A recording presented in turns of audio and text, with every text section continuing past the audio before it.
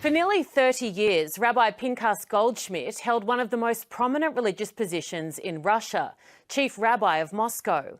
But in February 2022, as Russian tanks rolled into Ukraine, the Kremlin made a demand: publicly support the war or face the consequences.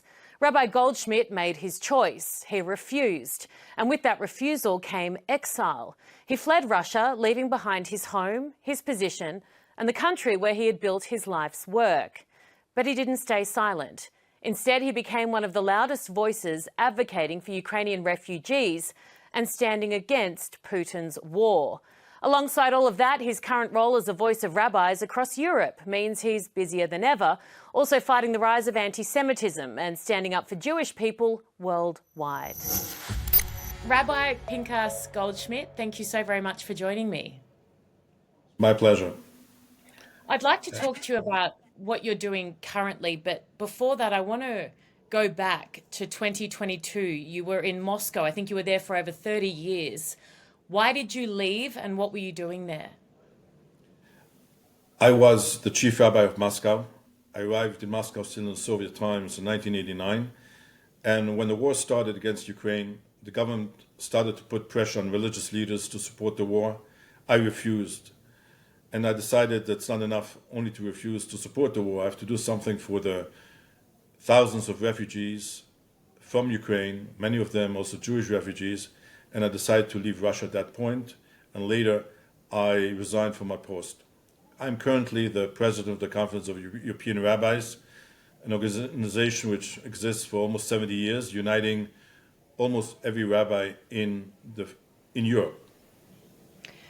Were you worried about your safety in Moscow? Was that a concern for you and why you left? That's the reason I left, because I was concerned. I knew that to refuse the wishes of Putin will have consequences. And just by saying that this was not a military operation and a war, this was enough to put a person into jail for 15 years. So I decided that I have to leave Russia if I'm not going to support this war.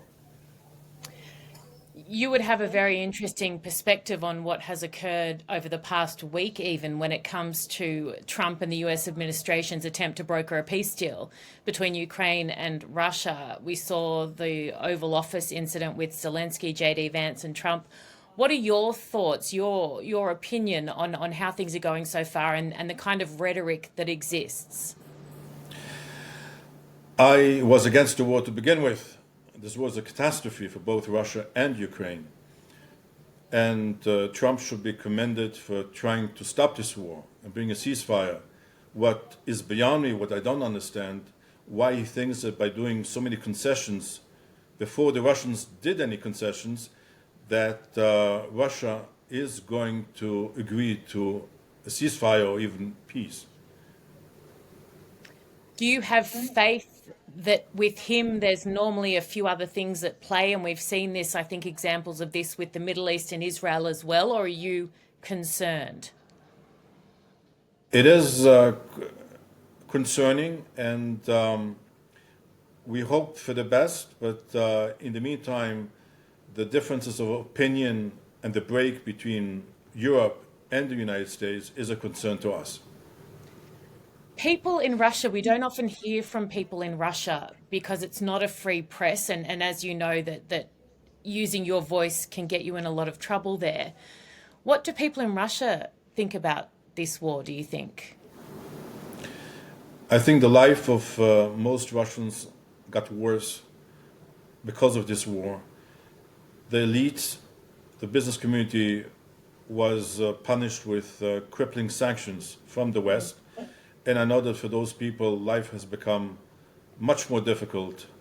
And if in the past it was a point of pride to be a Russian oligarch, today Russian oligarchs are trying to hide. You are now in charge of, or you represent, I think, nearly 1,000, over 800 rabbis across Europe, including Ireland and in the UK there. I feel like you've kind of jumped out of the fry pan into the fire, so to speak, in terms of the danger and threat, because your community seems to be persecuted in Europe heavily at the moment as well. And when I say your community, the Jewish Israeli community. Since the 7th of October, it has been very tough.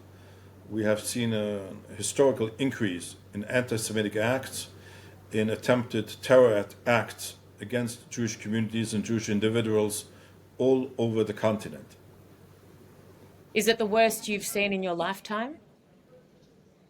There was a wave of terror attacks in France 20 years ago, but in terms of, it's true that in terms of real victims, people who died because of those terror attacks, the numbers are extremely low, thanks to the engagement and the protection of European governments. But this massive outpour of hate against the Jewish community, against Israel, that's unprecedented. Have you been let down by governments in Europe? And I have no doubt that the vast majority of Jewish or Israeli people living all across that area would be upstanding citizens who would contribute economically, culturally, societally, in many ways. Have they been let down and not protected in the way that they deserve? I think that most governments did a lot. Other governments can do more.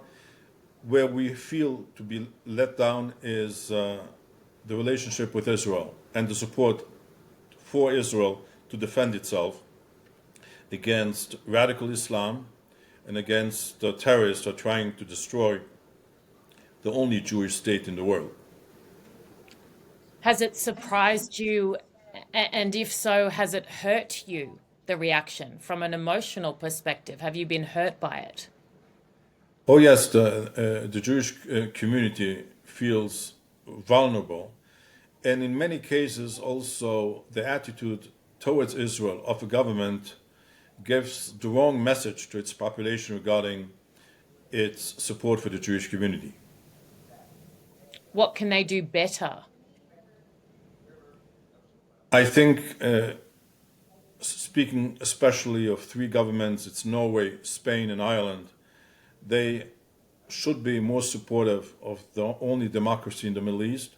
They have to understand that radical Islam, which is led by Iran, is trying to undermine Europe, not any less than the Middle East. And the Iranian government, through its proxies, have been initiating terror attacks in Europe, and they're not any less dangerous for Europe than Russia. I was listening to another rabbi speaking earlier this morning, and they said that they felt the two-state solution was dead now, essentially, that had ended on October 7. What are your thoughts? Rabbi Ami Hirsch is one of the leading voices in the Reform community in the United States, and on the liberal side of the spectrum. And hearing this from him really means that right now the two-state solution is almost dead, if not dead. My personal opinion is that as long as you have Iran initiating the breakdown of countries and destroying countries like Lebanon, Syria, Yemen, and encouraging radical terrorism in the Middle East, and it is absolutely impossible to speak about the two-state solution. The same way that it was impossible to speak about a Marshall Plan and a new European order as long as the Nazi Party was in power and in charge of Germany. What would you say to members of your community now in terms of all over the world who are deeply hurting and fairly distressed, particularly in Europe, in Australia as well, all over the world? What words would you give them of encouragement?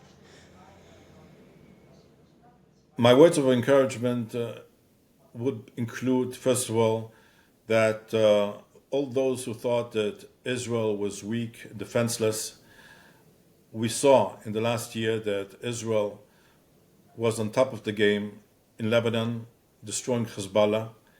And as bad as the situation of Jews is in Israel or around the world, it is much better than 100 years ago, when Jews had no state and no army and no intelligence service, and no support of democracies and governments protecting the Jewish community.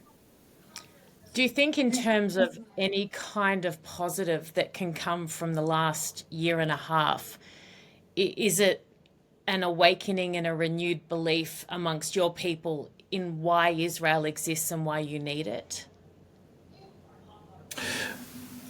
Definitely the fate of the Jewish communities around the world are tied to the existence of and the state of Israel. And as Elie Wiesel has said, Jews can live outside of Israel, but cannot live without Israel. Rabbi, thank you so very much for your time. I really appreciate it. Thank you.